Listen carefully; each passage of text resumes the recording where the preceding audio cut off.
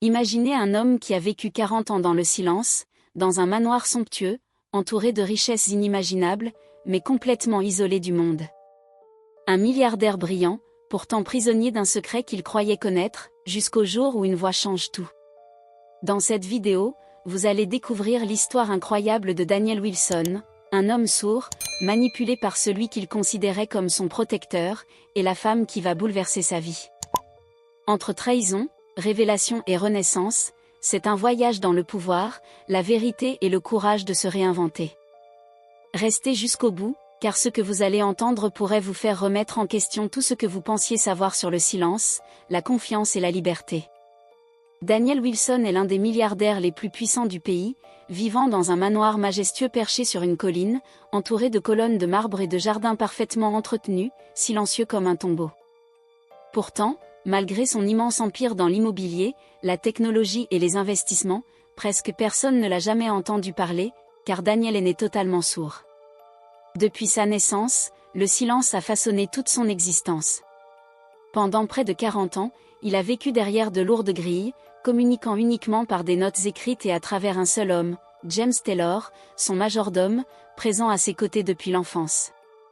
Pour tous dans la maison, du jardinier au personnel de cuisine, une règle tacite est connue, James est la voix de Daniel, celui qui contrôle les informations, décide de ce qui est important et sert de gardien entre le milliardaire et le monde extérieur. Le personnel parle de Daniel avec une pitié respectueuse, le décrivant comme brillant mais terriblement isolé, et remerciant James pour son dévouement. Ce dernier accepte ses louanges avec modestie, bien qu'il soit devenu si indispensable que remettre son rôle en question semble inconcevable. Depuis son bureau dominant tout le domaine, Daniel signe des contrats qui déplacent des millions, donnant l'image d'un homme totalement maître de sa vie, mais même le silence, lorsqu'il dure toute une existence, peut devenir une prison. Un tournant survient lorsqu'une nouvelle femme de ménage est recrutée après le départ soudain de la précédente, jugée inadaptée par James sans autre explication.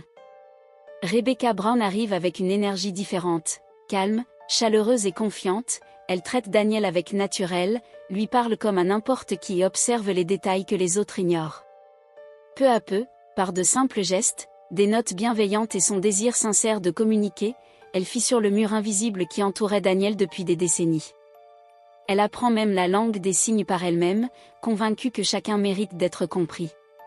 James, de son côté, observe avec inquiétude ce lien grandissant, Daniel sourit davantage, semble plus léger et commence surtout à dépendre moins de lui. Lorsqu'un partenariat majeur, préparé depuis 2 ans, échoue brutalement, la perte est immense. Daniel reçoit la nouvelle par une lettre officielle remise par James, mais une fois seul dans son bureau, la frustration accumulée éclate, il fait les 100 pas, serre les poings, submergé par des années d'isolement et de silence imposé, saisit un vase ancien d'une valeur inestimable, laissant enfin ses émotions atteindre un point de rupture. Rebecca, qui nettoyait le couloir, perçoit un bruit étouffé derrière la porte, peut-être un choc, peut-être une simple vibration. Elle ouvre et voit Daniel, le vase levé, les yeux débordant d'émotion. Sans réfléchir ni planifier, elle crie de tout son être, « Stop! Tu vas casser ce vase ancien. » La phrase est claire, forte, désespérée. Et Daniel s'immobilise. Pas parce qu'il voit ses gestes ni parce qu'il lit sur ses lèvres, mais parce que, pour la première fois depuis 40 ans, il entend sa voix. Ses yeux s'écarquillent, le vase glisse de ses mains et se brise sur le sol de marbre, le bruit résonnant dans toute la demeure. Pourtant, Daniel ne regarde pas les morceaux éparpillés, il fixe Rebecca, le corps tremblant, incapable de parler, son esprit bouleversé par cette révélation inattendue. Le personnel accourt. Il trouve Daniel figé, Rebecca choquée, et James surgissant de l'ombre, le visage calme mais le regard trahissant qu'il comprend qu'un événement grave vient de se produire. Il ordonne froidement à chacun de retourner au travail, parlant d'un simple accident, mais Rebecca reste immobile. Elle observe Daniel et comprend que quelque chose d'irréversible vient de changer. Un homme sourd n'aurait pas réagi à un son, pourtant il l'a fait. Cette vérité flotte entre eux, lourde comme l'air avant l'orage. Cette nuit-là, Rebecca prend une décision. Elle glisse un mot sous la porte de Daniel, « Nous devons parler, dans un endroit où James ne pourra pas nous entendre. » Demain matin, à 6 heures, dans l'abri du jardin. Daniel ne dort pas. Il relit le message encore et encore, conscient que toute sa vie vient de s'effondrer. S'il peut entendre, alors tout ce qu'il croyait sur lui-même est faux. À l'aube, il se rend seul au jardin, pour la première fois sans James à ses côtés. Rebecca l'attend et lui remet une lettre manuscrite qui révèle toute la vérité. Sa grand-mère faisait partie de l'équipe médicale ayant réalisé, lorsqu'il avait 15 ans, une intervention expérimentale qui avait partiellement restauré son audition grâce à un dispositif minuscule et invisible. L'opération avait fonctionné, mais avec des limites. Ses parents, pensant le protéger de la dureté du monde, avaient choisi de garder ce secret. Ils avaient confié l'appareil de secours à James. Avant de mourir, la grand-mère de Rebecca avait demandé que la vérité lui soit révélée. Rebecca n'était pas venue comme domestique, mais comme messagère. Elle lui explique ensuite que James n'a jamais donné l'appareil à Daniel, car le maintenir dépendant lui permettait de contrôler chaque décision, chaque information, chaque contrat, tout en détournant progressivement des fonds. James avait bâti un système où Daniel ne pouvait douter de lui. Rebecca sort alors un minuscule objet métallique, l'appareil auditif de secours, qu'elle a récupéré. Elle lui avoue l'avoir activé 2 jours plus tôt, lors d'un geste anodin, pour s'assurer qu'il puisse réellement entendre. Elle n'était pas seulement une employée, mais le dernier héritage de sa grand-mère, venu pour le libérer. Daniel comprend alors que la vérité a toujours été là, enfouie en lui. Plus tard, accompagné de Rebecca, il confronte James calmement, preuve à l'appui. Acculé, James tente de justifier ses actes en prétendant avoir voulu le protéger d'un monde trop dur, trop exigeant, affirmant que tout ce qu'il a fait l'était pour son bien. Comparé à ce qu'il avait donné, tout le reste semblait insignifiant, des décennies de loyauté, de service, et le fait d'avoir été la seule voix que Daniel ait jamais connue. Mais pour la première fois en 40 ans, Daniel n'accepte plus cette réalité. Il entend désormais le monde, et surtout la vérité cachée derrière les paroles de James, le désespoir, le sentiment de supériorité, et cette difficulté à renoncer à un pouvoir longtemps exercé. « Tu n'as jamais été mon protecteur », dit Daniel, tandis que Rebecca l'aide à prononcer ces mots à voix haute, lui apprenant à former des sons qu'il n'avait pas utilisés depuis des décennies. « Tu étais mon geôlier, et je t'ai donné ce rôle parce que je ne savais pas mieux. Mais maintenant, je sais. » Les conséquences sont immédiates, James est renvoyé, puis exposé. La police intervient, les crimes financiers sont révélés, et les chirurgiens, enfin libres de parler sans crainte, témoignent des pressions et des pots de vin. James Taylor, autrefois perçu comme un fidèle majordome, devient un exemple de la manière dont la proximité du pouvoir peut corrompre. Mais le parcours de Daniel ne se limite pas à la justice, c'est une redécouverte de lui-même. Grâce à un appareil auditif correctement réglé, il choisit d'entendre pour la première fois en tant qu'adulte conscient. Il participe aux réunions sans intermédiaire, prend ses appels directement et découvre sa propre voix, au sens propre comme au figuré. Aidé par les chirurgiens, il apprend à parler plus clairement, avec une voix marquée par des années de silence, mais peu importe, c'est la sienne. Rebecca reste au manoir, non plus comme domestique, mais comme consultante, reconnue pour son intuition, son sens humain et sa capacité à comprendre les autres. 3 mois après le jour où le vase s'est brisé, Daniel est assis dans son bureau, écoutant les sons du monde, les oiseaux, la pluie, la musique, les pas de Rebecca dans le couloir. Il crée un programme de bourse en mémoire de ses parents, non pour les juger, mais pour reconnaître qu'ils ont agi par amour. Avec cette nouvelle clarté, il transforme son entreprise, élimine la corruption, rééquilibre les salaires et prend des décisions alignées avec ses valeurs. Le conseil d'administration découvre un homme de conscience, un milliardaire silencieux devenu une voix pour l'éthique. Daniel comprend alors que la liberté ne consiste pas seulement à entendre, mais à connaître toute la vérité sur soi-même, à reconnaître quand la confiance devient une cage dorée, et à avoir le courage de s'éloigner du mensonge, même lorsqu'il a façonné toute une vie. Pendant 40 ans, Daniel pensait que le silence était sa limite, mais la véritable limite était la tromperie. Rebecca l'a aidé à trouver la réponse, mais le courage de poser la question est venu de lui. Et vous, si vous étiez à sa place, que feriez-vous ? Pardonneriez-vous ou chercheriez-vous justice ? Auriez-vous la force de quitter tout ce que vous connaissez pour suivre la vérité ?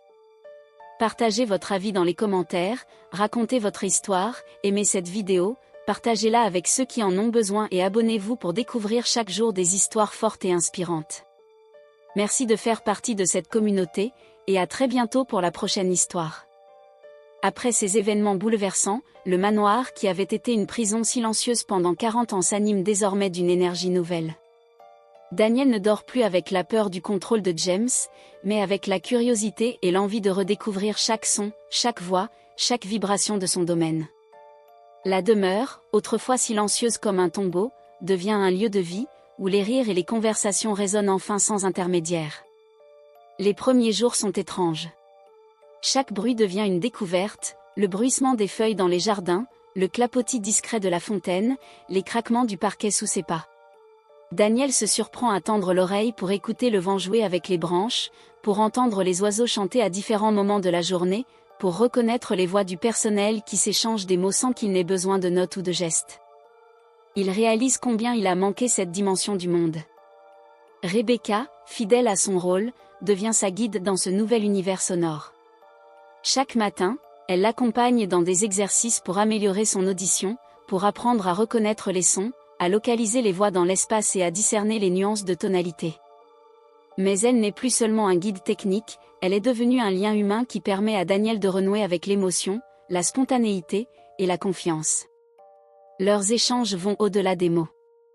Rebecca lui raconte des histoires de son enfance, de sa grand-mère, de sa propre vie, et peu à peu, Daniel découvre la chaleur de la narration, la magie de partager une pensée sans que ce soit calculé ou contrôlé. Il rit pour la première fois sans retenue. Il pleure aussi, parfois, en réalisant à quel point son monde avait été réduit à un silence imposé et à une dépendance forcée. Mais le passé n'a pas disparu. James Taylor, humilié et mis en lumière, n'a pas disparu de la vie de Daniel par magie. Ses manœuvres légales, ses relations et ses anciens contacts représentent encore un risque. Daniel sait qu'il ne peut pas simplement effacer 40 années de manipulation. Il décide de transformer sa revanche en justice constructive. Avec l'aide d'avocats et de conseillers honnêtes, il engage une série d'actions légales et financières pour récupérer ce qui avait été détourné, pour rétablir l'équité dans ses entreprises et pour s'assurer que personne d'autre ne puisse profiter de sa vulnérabilité. Le processus est long et éprouvant. Chaque contrat ancien doit être analysé, chaque signature vérifiée. Daniel découvre à quel point James avait manœuvré subtilement, rendant chaque décision apparemment naturelle mais en réalité contrôlée. Mais cette fois, Daniel prend chaque décision lui-même. Il apprend à négocier par téléphone, à analyser les documents, à entendre les arguments des autres et à y répondre. Ses premières conversations sont hésitantes, parfois maladroites, mais elles sont entièrement siennes. Et chaque petite victoire renforce sa confiance. Le manoir, autrefois symbole de silence et d'isolement, devient également un lieu de rassemblement. Daniel ouvre certaines parties du domaine à des projets communautaires, des initiatives éducatives et des programmes culturels. Il crée des bourses pour jeunes talents dans la musique, l'ingénierie et les sciences, des domaines qu'il avait appris à apprécier grâce à l'écoute et à la curiosité éveillée par Rebecca. Les jardins accueillent des ateliers pour enfants, et le personnel se sent désormais valorisé et écouté. La maison n'est plus un lieu de crainte, mais de collaboration et de création. Daniel découvre également la profondeur de sa propre identité. Être capable d'entendre transforme non seulement son rapport aux autres, mais sa relation à lui-même. Il se rappelle les sons qu'il avait imaginés dans sa jeunesse, les mélodies qu'il croyait ne jamais entendre et les voix qu'il avait inventées pour se tenir compagnie. Maintenant, il peut vérifier ses souvenirs contre la réalité, comprendre la richesse de chaque son et la texture des voix humaines. Rebecca, à ses côtés, devient plus qu'une simple consultante. Elle est sa confidente, sa conseillère morale, et parfois son miroir. Ensemble, ils réfléchissent aux leçons de leur expérience, la puissance de la vérité, l'importance de la communication, et la responsabilité de ceux qui détiennent le pouvoir sur les autres. Daniel comprend qu'entendre le monde, c'est aussi entendre les voix de ceux qui n'ont jamais eu la chance de se faire écouter. Mais le chemin n'est pas sans défi. Daniel doit faire face à ses propres peurs intérieures, aux souvenirs de 40 années de solitude, et à la question troublante de la confiance. Comment discerner qui mérite d'être écouté et qui pourrait trahir à nouveau? Chaque jour devient un exercice de discernement, une leçon d'humilité et de vigilance. Peu à peu, L'histoire de Daniel et Rebecca devient connue au-delà des murs du manoir. Les médias relatent la transformation d'un milliardaire silencieux en un homme de conscience, capable de diriger sans domination ni peur, de créer sans imposer et d'entendre sans contrôler. Des conférences sont données sur la surdité, sur l'éthique dans les affaires, et sur la manière dont la vérité peut libérer autant que la parole.